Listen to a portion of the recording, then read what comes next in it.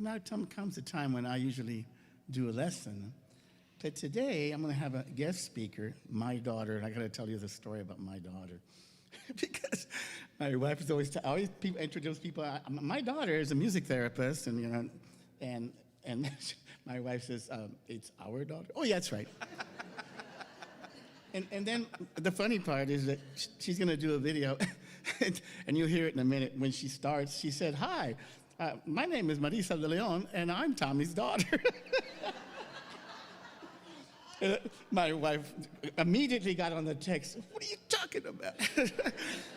Anyway, so I'm going to have my daughter, because she knows a lot more about this. She's a PhD student right now in music therapy, and she's really into this indigenous, native, all the legends, all the stuff that goes on, and the music, and all the stories and everything that goes with it. So she knows a little bit more about this Dia de los Muertos than I do. And so I asked her to do a small little video because she's actually in Philadelphia right now in that PhD program. She'll be back tonight. She has to go up there every couple of months to do stuff. Anyway, so I'd like to introduce my daughter, our daughter, in a video. Afterwards, we'll talk about that in a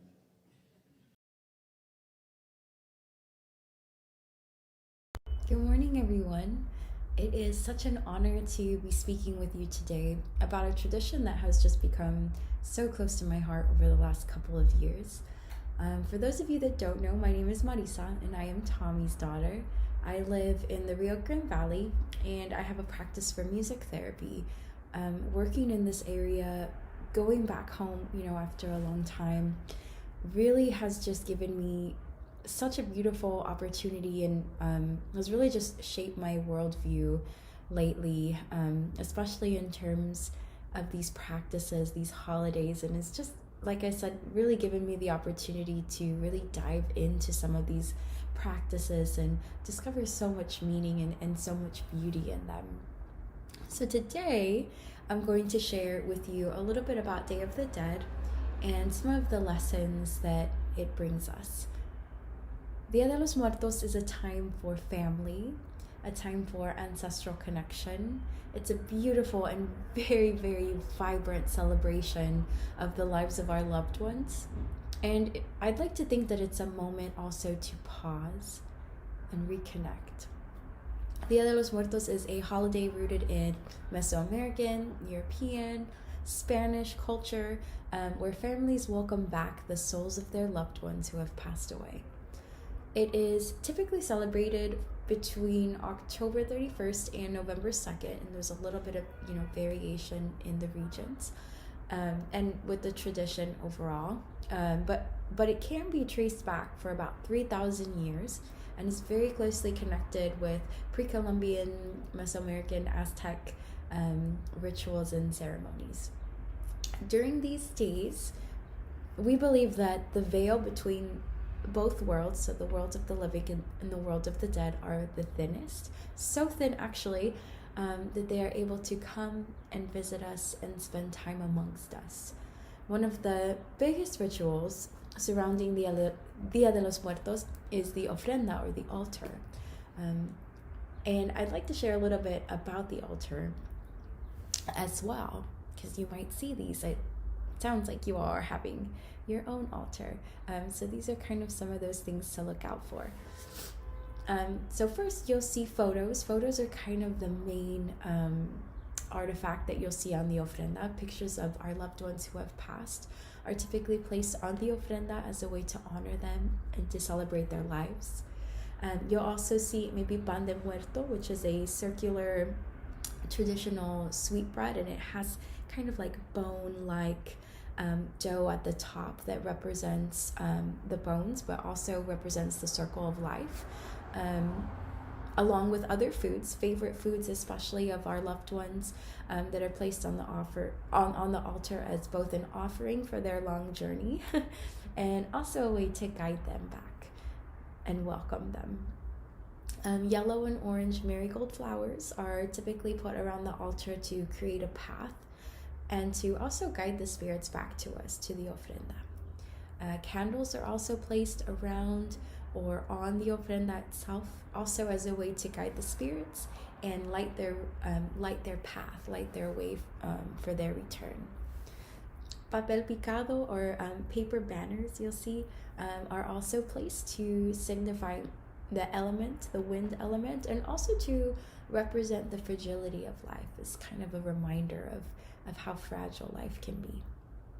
Copal incense is usually burned or placed on the altar, around the altar, as a way to cleanse the space or purify the area, and also as a way to kind of draw in the spirits, again, to guide them back. Items of significance are also a really beautiful thing. So sometimes you'll see important items of family members placed on the altar. I've seen maybe like somebody's watch, a football, different little things like that, a ring. And typically those are placed on the altar as a way to honor their memory, as a way to welcome them with their favorite things. And also it kind of serves for us too as something that can kind of evoke our memories and help us along our journey as well, as we celebrate them and remember them.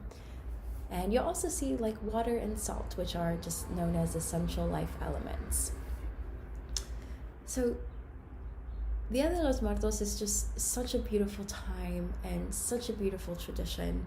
And there are so many lessons that it brings, but I'd like to think that there are two main ones. So the first lesson that it brings us is our perspective on dying.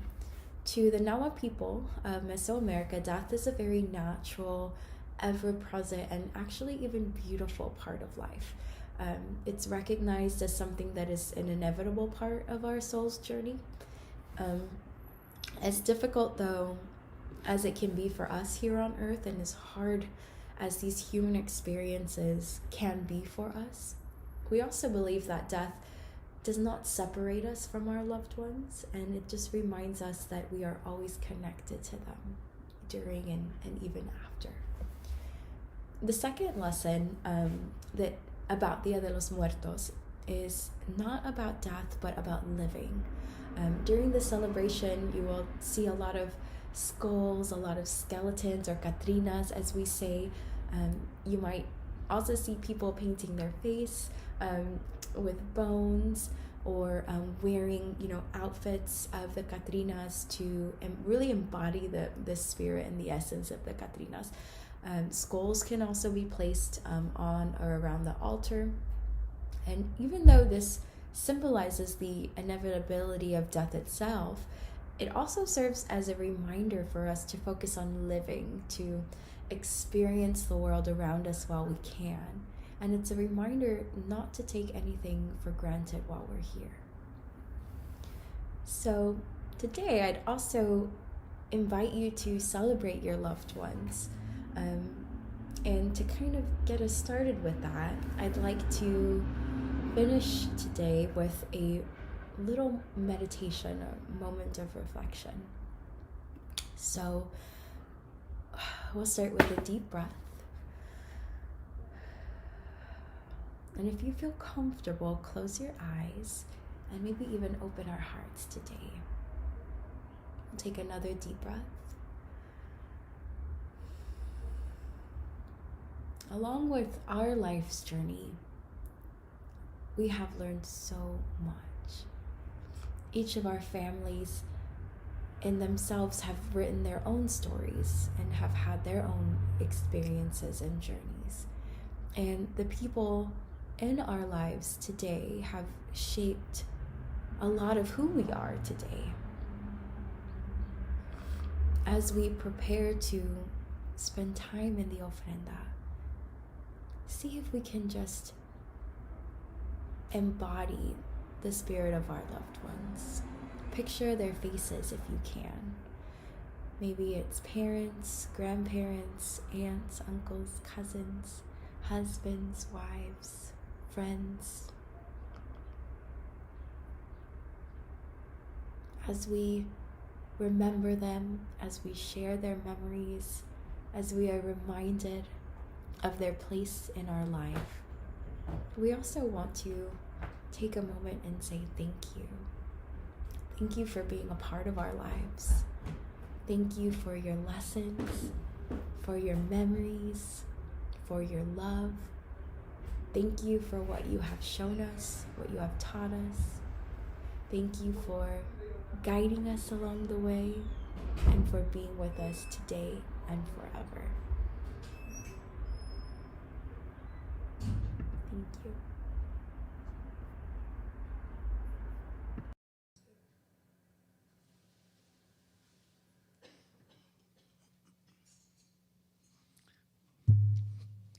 Thank you, Marisa. That's a little bit about the Dia de los Muertos. And I want to say a special thank you to my wife, Rosemary, and to Kathy, who set up the ofrenda in the back. And they really went out of their way. And there's a lot of all the little knickknacks that she talked about, even the bread, everything, are all represented there. And so now she forgot to explain, Marisa did, about. So my wife's going to explain to you how we're going to make a little marigold, and then everybody who wants to can just walk back there and put it on the altar as an offering. And so I'll turn it over to her. As we pass them out. Since Tommy's daughter forgot to tell you about this, my daughter would have remembered. Yeah. This is what, and we're passing them out, so take one and pass it on. And just, you grab, this is how they end up, okay? So you just spread it out like this, and then start to separate the layers of the tissue. Just separate them out like this, and there's like 5 or 6 layers to each side, and just spread them out like this, and then just arrange it, and it'll end up like this. Trust me, it'll look like this.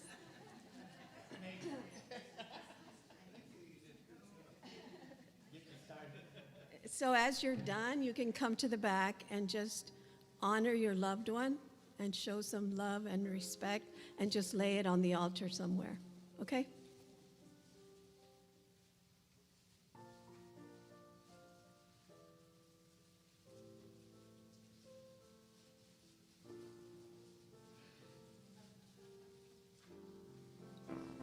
While you do that, I'll read you something from the Daily Word, which is on Tuesday, November the 2nd, and it's called about remembrance. And it says, I am one with those who came before me. Today I remember those I love who are no longer with me in physical form. Pleasant memories warm my heart as I recall precious moments with those who have passed. I feel their presence surrounding me with love. I keep my heart soft and open, allowing a range of feelings from sadness to joy to envelop me as I remember. I welcome the memories of those who have gone before me. The love I shared in my relationships remains, even though form has changed. My ancestors live on through me, as do all the people I have loved. I carry within myself their wisdom, strength, and energy. An invisible cord connects us like a precious keepsake, passed down from generation to generation. The gift of remembrance blesses me with sweet and tender memories. Remembrance.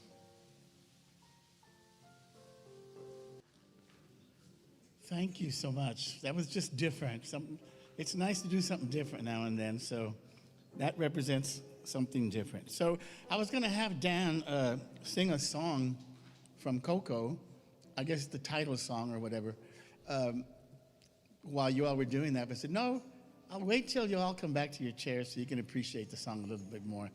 So Dan is going to do a song called Remember Me.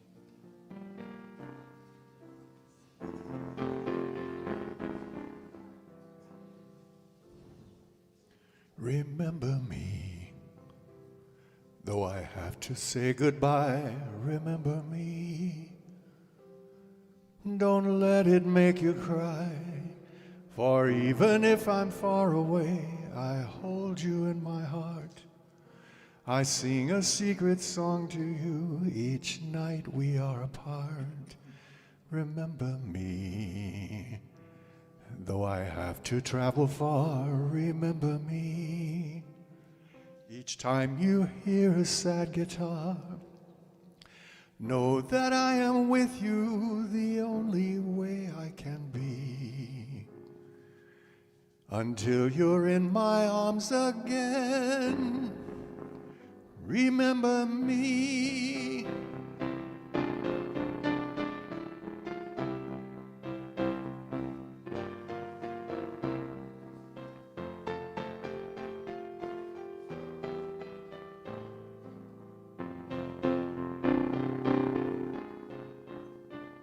Remember me, though I have to travel far, remember me. Each time you hear a sad guitar, know that I'm with you the only way that I can be. Till you're in my arms again, remember me.